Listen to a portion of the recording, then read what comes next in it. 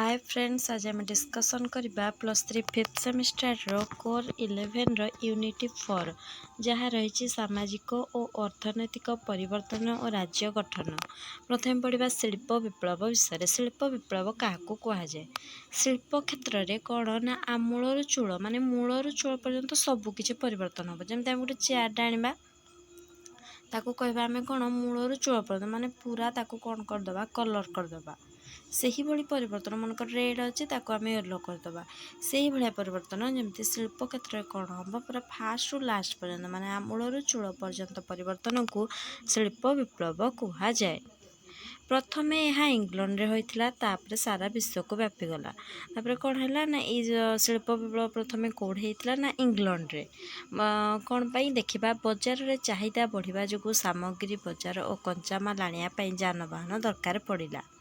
तापरे वाणिज्य क्षेत्र में पुंजीपति माने पुंजी विनियोग कले जहाँफल अधिक उत्पादन इच्छा बढ़ला। कौन है ना बजार चाहिदा बढ़ला लोक मैंने जिनस किणापी चाहिए जहाँफल कौन है सामग्री रे जो जिनस आनले सीना कंचामाल आनले सीना से कौन कर लोक मानकर चाहिदा को मेटा से जानवाहन दरकार पड़ला। वाणिज्य क्षेत्र में पुंजीपति माने पुंजी विनियोग कले। भाषा और जाति को नहीं पृथक राज्य गठित है फल देश में शांति सृष्टि है। ग्रामांचल लोक मानू सहर को आसवा फल अनेक उत्पादन वृद्धि पाइला। कौन है ग्रामांचल लोक मैंने सहर को आसिले काम पाई। शिल्प विप्लव जो लोक सस्ता और सुंदर व्यवहार पर शिल्प विप्लव जो कौन है जो विभिन्न जंत्रपाति उद्भावन है जहाँफल लोक मैंने सस्ता और सुंदर व्यवहार उपयोगी जिनस उत्पादन है जहाँफल सब लोक मैंने जिनस को कम दाम रे आउ सुलभ दर में पाई पारे। व्यवसायी मैंने अधिक लाभ पाइले। नुआ औद्योगिक शिल्प प्रतिष्ठान प्रतिष्ठित है। कौन कौन सब देखा उद्भावन होता शिल्प विप्लव समय 1764 James Hargreaves spinning jenny 1779 Samuel Crompton को स्पिनिंग म्यूल 1750 एडमंड कैरेट को पावर लूम और 1750 न्यूकमैन कौन करथिले ना बाष्पीय इंजिन उद्भावन करथिले। यही शिल्प विप्लव समय देखा। तापर जर्मनी एकत्रीकरण।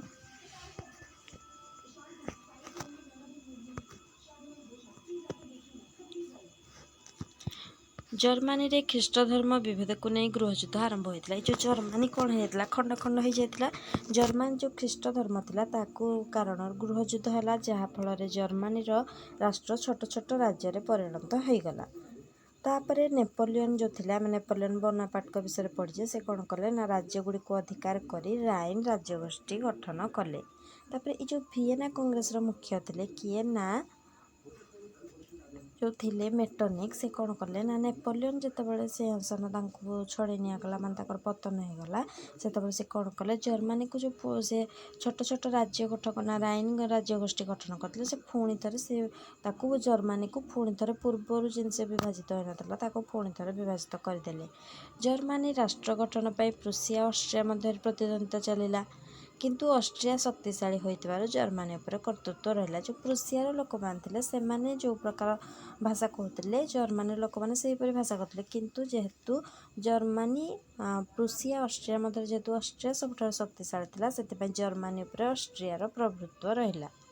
प्रुसियार राजा प्रथम विलियम प्रुसिया को शक्तिशाली करने सामरिक नीति को परिवर्तन करने को चाहते किंतु तांकर प्रतिनिधि सभा डायट विरोध करते। कौन है ना जो विलियम थे जे प्रथम विलियम थे जे प्रुसियार राजा थे से टाइम से कहले सामरिक नीति को प्रथम कौन करा पड़ो प्रुसिया को जब आमको ऑस्ट्रिया शक्तिशाली करने को हम ताले प्रुसिया को सामरिक क्षेत्र में कौन करने को पड़ो ना शक्तिशाली हवा को पड़ो किंतु से किसी परिवर्तन करने चाहते किंतु ताकर जो प्रतिनिधि सभा मान जो डायट विरोध कले। जमी आम पुणी सरकार किसी गोटे कम करने को चाहूँ सामरिक नीति को परिवर्तन करने को चाहूँ किंतु कौन हम ना जो पार्लियामेंट संसद को विरोध कर जहाँफल कौन से करें सेपरी भी एठे भी सेमती होती। तेणु से चतुर विचक्षण कूटनीतिज्ञ ऑटोभान बिस्मार्क को प्रधानमंत्री रूपे नियुक्ति देले किए प्रुसियार राजा प्रथम विलियम।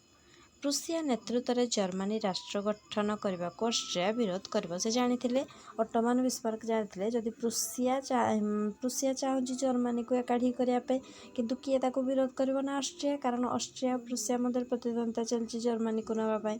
ତେଣୁ ସେ ଶକ୍ତିଶାଳୀ ସାମରିକ ସେନା ଗଠନ କଲେ। ସେ ପ୍ରଥମେ ପ୍ରୁସିଆକୁ ଏକ ସାମରିକ କ୍ଷେତ୍ରରେ ଶକ୍ତିଶାଳୀ ସାମରିକ ସେନା ଗଠନ କଲେ। ଅଟୋମାନ ବିସ୍ମାର୍କ ଡେନମାର୍କକୁ ଆକ୍ରମଣ କଲେ, ତାପରେ କିଛି ଅଞ୍ଚଳ ଅଧିକାର କଲେ। ତାପରେ ପ୍ରୁସିଆ ଅଷ୍ଟ୍ରିଆ ଉପରେ ଯୁଦ୍ଧ ଘୋଷଣା କଲା ଆଉ ପରାସ୍ତ ମଧ୍ୟ ହେଲା। କ'ଣ ପ୍ରୁସିଆ ଅଷ୍ଟ୍ରିଆ ଉପରେ ଯୁଦ୍ଧ କଲା, ଯାହାଫଳରେ ଅଷ୍ଟ୍ରିଆ ହାରିଗଲା। 1866 ଜୁଲାଇ ମାସରେ ସାଡୁଆ ଯୁଦ୍ଧରେ ଅଷ୍ଟ୍ରିଆ ପରାଜିତ ହେଲା। ତାପରେ ସେ କ'ଣ ଫାଷ୍ଟ ଡେନମାର୍କକୁ ତାକୁ ଆକ୍ରମଣ କଲେ, ସେଥିରୁ କିଛି ଅଞ୍ଚଳ ଅଧିକାର କଲେ। ତାପରେ ସେ ଅଷ୍ଟ୍ରିଆ ଉପରେ ଯୁଦ୍ଧ ଘୋଷଣା କଲେ। ଅଷ୍ଟ୍ରିଆରୁ ଜର୍ମାନୀର କିଛି ଅଞ୍ଚଳ ଆଣିଲେ। ତାପରେ ସେ ଫ୍ରାନ୍ସ ସହିତ 1870 ମସିହାରେ ଯୁଦ୍ଧ ହେଲା, ଯେଉଁଟାକୁ ସିଦାନ ଯୁଦ୍ଧ କୁହାଯାଏ। ଆଉ ଯେଉଁ ପ୍ରୁସିଆ ଅଷ୍ଟ୍ରିଆ ମଧ୍ୟ ଥିଲା ତାକୁ ସାଡୁଆ ଯୁଦ୍ଧ କୁହାଯାଏ। ଯେଉଁ ଫ୍ରାନ୍ସ ସହିତ ଯୁଦ୍ଧ କଲେ ସେ ଆଲସେସ୍ ଆଉ ଲରେନ୍ ଅଞ୍ଚଳକୁ ଅଧିକାର କଲେ। ଏହିପରି ଭାବରେ ସେ କ'ଣ କଲେ, ସବୁଥିରୁ ତାଙ୍କ ଯେଉଁ ଜର୍ମାନୀର ଯେଉଁ ଖଣ୍ଡ ବିଖଣ୍ଡିତ ହୋଇଯାଇଥିଲା ରାଜ୍ୟଗୁଡ଼ିକ ତାକୁ ଏକାଠି କରି କ'ଣ କଲେ, ଏକତ୍ରୀକରଣ କଲେ। ଏହାପରେ ଜର୍ମାନୀର ଚାନ୍ସେଲର କିଏ ହେଲେ ନା ବିସ୍ମାର୍କ, ଆଉ ଏହାର ରାଜଧାନୀ ହେଲା ବର୍ଲିନ।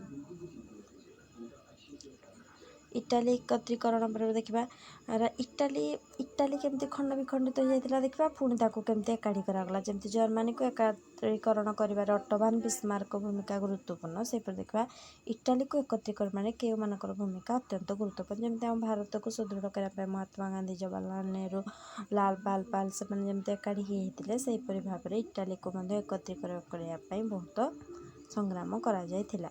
ଇଟାଲୀ ତା'ର ରାଜନୈତିକ ଏକତା ହରାଇ ଛୋଟ ଛୋଟ ରାଜ୍ୟରେ ପରିଣତ ହେଲା। ଅଷ୍ଟ୍ରିଆ ଓ ସ୍ପେନ୍ ଇଟାଲୀ ଉପରେ ପ୍ରଭାବ ବିସ୍ତାର କରିଥିଲେ। ଅଷ୍ଟ୍ରିଆ ଜର୍ମାନୀ ଉପରେ ବି, ଇଟାଲୀ ଉପରେ ବି। ନେପୋଲିଅନ୍ ବି କ'ଣ କରିଥିଲେ ନା ଇଟାଲୀକୁ ପୁରା କ'ଣ ଅଧିକାର କରିନେଲେ। କିନ୍ତୁ ଯେତେବେଳେ ନେପୋଲିଅନଙ୍କର ପତନ ଘଟିଲା, ସେତେବେଳେ ଯେଉଁ ଭିଏନା କଂଗ୍ରେସ ହେଇଥିଲା ତାର ଯେଉଁ ଥିଲେ ତାକୁ ବିଭାଜିତ କରିଥିଲେ। ଇଟାଲୀକୁ ପୁଣି ଥରେ ବିଭାଜିତ, ଯେମିତି ଜର୍ମାନୀକୁ ନେପୋଲିଅନ ଏକାଠି କରିଥିଲେ, ପୁଣି ତାକୁ ଯେତେବେଳେ ନେପୋଲିଅନଙ୍କର ପତନ ଘଟିଲା, ଯେମିତି ଜର୍ମାନୀକୁ ପୁଣି ଥରେ ବିଭାଜିତ କରିଦିଆଗଲା, ଇଟାଲୀକୁ ମଧ୍ୟ ପୁଣି ଥରେ ବିଭାଜିତ କରିଦେଲେ ସେଇ ଭିଏନା କଂଗ୍ରେସ ବିଷୟରେ ଆମେ ପଢ଼ିଛେ। ଉତ୍ତର ଇଟାଲୀ ଅଷ୍ଟ୍ରିଆ ଅଧୀନରେ ରହିଲା, ଦକ୍ଷିଣ ଇଟାଲୀ ପୋପଙ୍କ ଶାସନ ଅଧୀନରେ ରହିଲା। ସେମାନେ ଇଟାଲୀକୁ କରିବାକୁ ଚାହୁଁନଥିଲେ। କ'ଣ ଏଇ ଯେଉଁ ଅଷ୍ଟ୍ରିଆ ଆଉ ପୋପ ମାନେ କେବେ ବି ଚାହୁଁନଥିଲେ ଯେ ଇଟାଲୀ ଏକତ୍ରୀକରଣ ହେବ ବୋଲି। ଏଠି ଯେଉଁ ଲେଖା ହେଇଛି ସେମାନେ ଇଟାଲୀକୁ ଏକତ୍ରୀକରଣ କରିବାକୁ ଚାହୁଁଥିଲେ, ନା ଏଇଟା ଭୁଲ। ସେମାନେ ଇଟାଲୀକୁ ଏକତ୍ରୀକରଣକୁ ଚାହୁଁନଥିଲେ। କେଉଁମାନେ ନା ଅଷ୍ଟ୍ରିଆ ପୋପ। ଉତ୍ତର ଇଟାଲୀ ଅଷ୍ଟ୍ରିଆ ପାଖରେ ରହିଲା, ଦକ୍ଷିଣ ଇଟାଲୀ ପୋପଙ୍କ। ସେଥିପାଇଁ ଇଟାଲୀରେ ଏକତା ଓ ଜାତୀୟତା ଭାବ ସୃଷ୍ଟି କରିବା ପାଇଁ କାର୍ବୋନାରୀ ନାମକ ଏକ ବିପ୍ଳବ ସଂଗଠନ ସୃଷ୍ଟି ହୋଇଥିଲା। ସେମାନେ କୌଣସି ବିଦ୍ରୋହ କଲେ ଅଷ୍ଟ୍ରିଆ ତାକୁ ଦମନ କଲା। ମାନେ କାର୍ବୋନାରୀ ବୋଲି ଗୋଟେ ବିପ୍ଳବୀ ସଂଗଠନ ଥିଲା, ସେମାନେ ଯେତେବେଳେ ବି ବିଦ୍ରୋହ କରୁଥିଲେ ତାକୁ ଅଷ୍ଟ୍ରିଆ, କାରଣ ଅଷ୍ଟ୍ରିଆ ପୋପ ମାନେ କେବେ ବି ଚାହୁଁନଥିଲେ ଯେ ଇଟାଲୀ ଏକତ୍ରୀକରଣ ହେଉ ବୋଲି। ଇଟାଲୀକୁ ଏକତ୍ରୀକରଣ କରିବା ପାଇଁ ଆସିଥିଲେ ମାର୍ଜିନ, କାପୁର ଆଉ ଗାରିବାଲ୍ଡି। ଦେଖିବା ଜୋସେଫ ମାର୍ଜିନଙ୍କ ବିଷୟରେ ପଢ଼ିବା। ସେ ଇଟାଲୀର ଜୋଆନାଠାରେ 1805ରେ ଜନ୍ମଗ୍ରହଣ କରିଥିଲେ। ଏଇ ଯେଉଁ କାର୍ବୋନାରୀ ସଂଗଠନ କରାହେଇଥିଲା, ଯେଉଁମାନେ ଯେଉଁ ବିପ୍ଳବୀ ସଂଗଠନ ଗୋଟେ କରାହେଇଥିଲା କାର୍ବୋନାରୀ, ଯେଉଁମାନେ ବିଦ୍ରୋହ କରୁଥିଲେ, ସେଥିରେ ଯୋଗ ଦେଇଥିଲେ। କିଏ ନା ଜୋସେଫ ମାର୍ଜିନ। ସେ 1831 ମସିହାରେ ତରୁଣ ଇଟାଲୀ ସଂଗଠନ ଗଢ଼ି ଯୁବକମାନଙ୍କ ମଧ୍ୟରେ ମୁକ୍ତି। ତରୁଣ ମାନେ କ'ଣ? ଯୁବକମାନେ।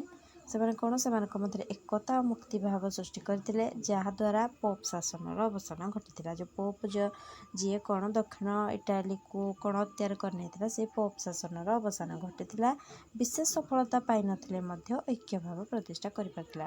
କି ସେମାନେ ବିଶେଷ ସଫଳତା ପାଇନଥିଲେ, କିନ୍ତୁ ସେ ମାର୍ଗ ପ୍ରଦର୍ଶନ କରିଥିଲେ ଆଗକୁ ବଢ଼ିବା ପାଇଁ ଅନ୍ୟମାନଙ୍କୁ।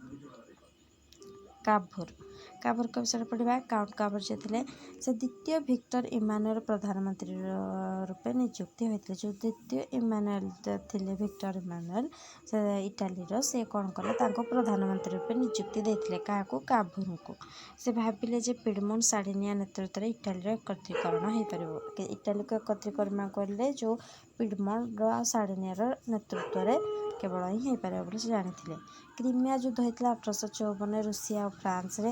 ସାର୍ଡିନିଆ ଫ୍ରାନ୍ସକୁ ସହଯୋଗ କରିଥିବାରୁ କାରଣ ସାର୍ଡିନିଆକୁ ସେ କ'ଣ କରିଥିଲେ, ନେତୃତ୍ୱରେ ନେଇଥିଲେ କାବୁଲ। ସେ ଭାବୁଥିଲେ ଯେ ସାଡ଼ିନିଆ ହିଁ କେବଳ କ'ଣ କରିପାରିବ ନା ଇଟାଲୀ ଏକତ୍ରୀକରଣ କରିବାରେ ତାଙ୍କୁ ସାହାଯ୍ୟ କରିପାରିବେ। ସେଥିପାଇଁ ରୁଷିଆ ଆଉ ଫ୍ରାନ୍ସରେ ଯେତେବେଳେ ଯୁଦ୍ଧ ହୋଇଥିଲା, କ୍ରିମିଆ ଯୁଦ୍ଧ 1854 ମସିହାରେ, ସେତେବେଳେ କ'ଣ ସାଡ଼ିନିଆ ଫ୍ରାନ୍ସକୁ ସହଯୋଗ କଲା। ତାପରେ ଯେତେବେଳେ ଇଟାଲୀ ଏକତ୍ରୀକରଣ ବେଳକୁ ଫ୍ରାନ୍ସ କ'ଣ କଲା, ସାଡ଼ିନିଆକୁ ସାହାଯ୍ୟ ମଧ୍ୟ କରିଥିଲା। ଅଷ୍ଟ୍ରିଆକୁ ଯୁଦ୍ଧରେ ହରାଇଲେ ଓ ରାଜ୍ୟଗୁଡ଼ିକୁ ଇଟାଲୀରେ ମିଶାଇଲେ। ଅଷ୍ଟ୍ରିଆକୁ ଯୁଦ୍ଧରେ ହରାଇଥିଲେ, ଯାହାଫଳରେ କ'ଣ ସେ ରାଜ୍ୟଗୁଡ଼ିକୁ ଇଟାଲୀରେ ମିଶାଇ ପାରିଲେ। ତାପରେ ଦେଖିବା ଗାରିବାଲ୍ଡି, ସେ ଲାଲ କୁର୍ତ୍ତା ବାହିନୀ ମୁକ୍ତି ବାହିନୀ ଗଠନ କରିଥିଲେ। କିଏ ନା ଗାରିବାଲ୍ଡି। ସେମାନେ ସିସିଲି ଓ ନେପଲସ ଅଧିକାର କଲେ। ଇତିହାସରେ ଗାରିବାଲ୍ଡିକୁ ତ୍ୟାଗୀପୁତ୍ର ଆଖ୍ୟା ବି ଦିଆଯାଇଛି। ତ୍ୟାଗୀପୁତ୍ର ଆଖ୍ୟା କାହାକୁ ଦିଆଯାଇଛି ନା ଗାରିବାଲ୍ଡିକୁ। ଲାଲ କୁର୍ତ୍ତା ବାହିନୀର କିଏ ସଂଗଠନ ମୁଖ୍ୟ? ଗାରିବାଲ୍ଡି।